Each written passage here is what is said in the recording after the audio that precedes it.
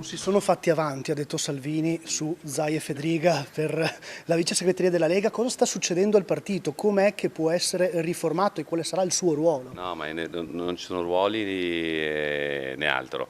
Stiamo ovviamente facendo una discussione, ma la Lega continua a fare la Lega, continua a portare avanti ovviamente i suoi obiettivi a livello nazionale ed europeo e vogliamo andare avanti in questa direzione. Poi non penso che il problema siano ruoli.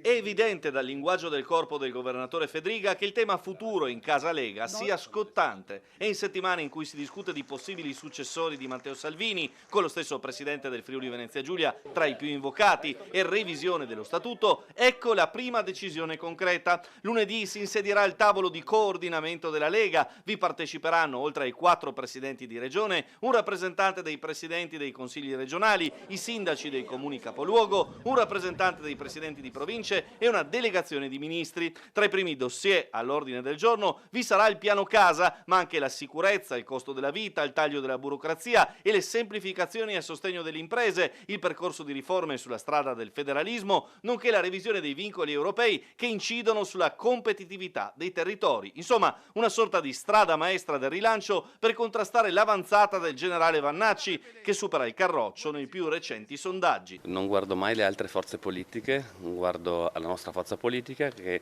deve parlare con ancora maggior vigore al Paese. Questo penso sia un vantaggio per la Lega stessa, ma penso anche per il Paese che ha bisogno di una forza come la Lega. Ma a chi sta effettivamente strappando voti il generale ex leghista con il suo futuro nazionale? Deve chiedere a SVG, a Ipsos, non a me. Noi lavoriamo per la Lega, poi ribadisco, i voti si hanno nelle urne, non nei sondaggi. Dopodiché ovviamente i sondaggi uno li guarda con il dovuto interesse e distacco. Sullo sfondo anche la partita del futuro candidato a sindaco di Trieste, per cui i rimandi al futuro di Fedriga appaiono più vicini a una strategia di coalizione che a una effettiva ambizione in materia. Si prepara per fare magari il sindaco di Trieste qualora la pista romana non andasse a buon fine? No, mi preparo a vedere cosa succede domani e cosa facciamo come regione, dopodiché c'è tempo per tutto, farò insieme ovviamente a tutta la compagine di maggioranza a tempo dovuto le